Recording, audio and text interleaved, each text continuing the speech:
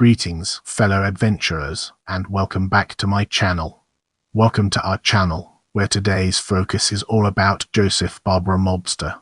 Let's get started.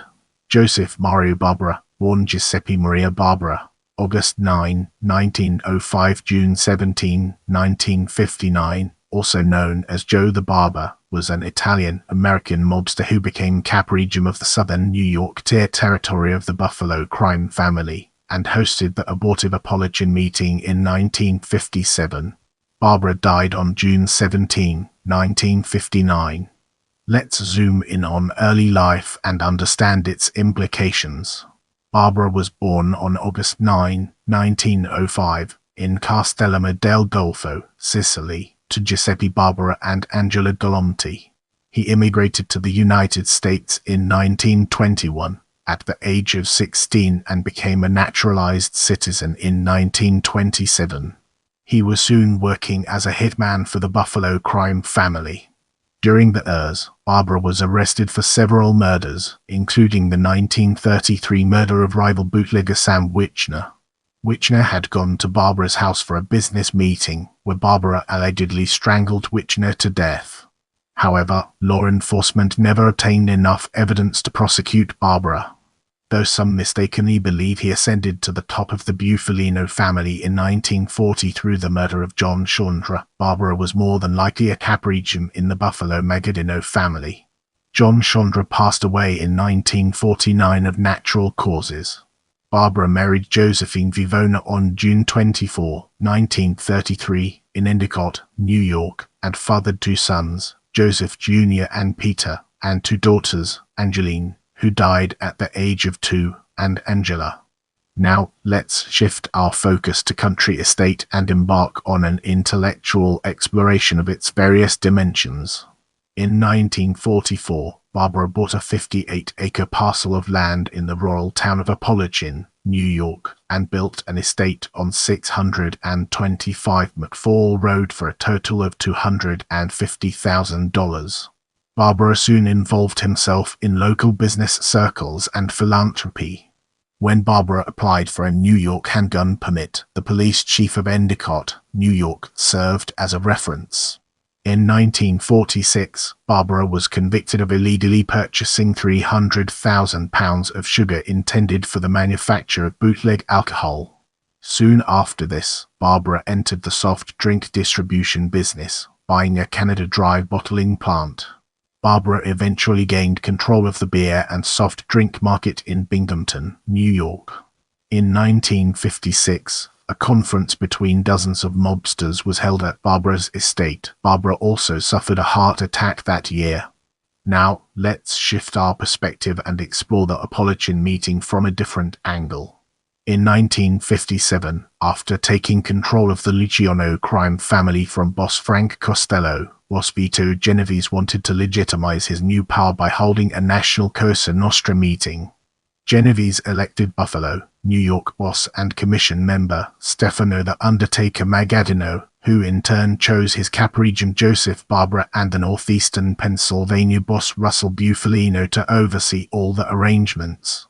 On November 14, 1957, Barbara's estate in Apalachin was used again to hold a large meeting over 100 mafiosi from the United States, Italy and Cuba.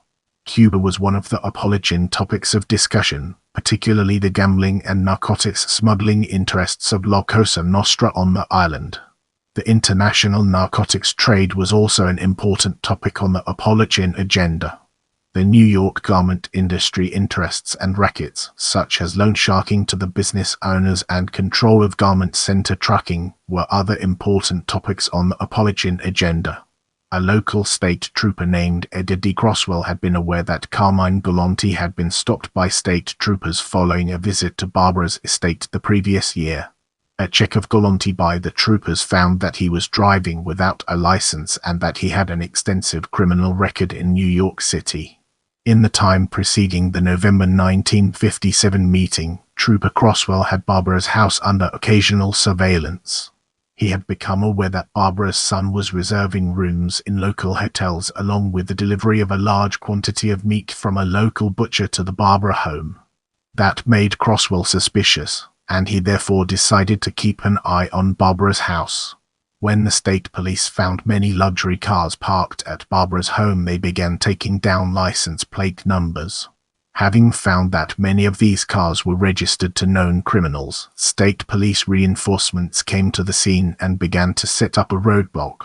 Having barely started their meeting, Bartolo Guccia, a Castello del Golfo native and Barbara employee, spotted a police roadblock while leaving Barbara's estate.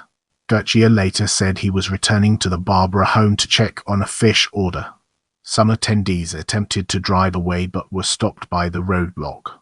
Others trudged through the fields and woods, ruining their expensive suits before they were caught. Many mafiosi escaped through the woods surrounding the Barbara estate. Up to 50 men escaped, but over 60 were apprehended, including commission members Genovese, Carlo Gambino, Joseph Preface and Joseph Bonanno. Virtually all of them claimed they had heard Joseph Barbara was feeling ill and that they had visited him to wish him well. Moving on to the next segment, we have Aftermath of Apalachin. Barbara found himself investigated by law enforcement and indicted for not testifying to a grand jury about what transpired at his home on November 14, 1957.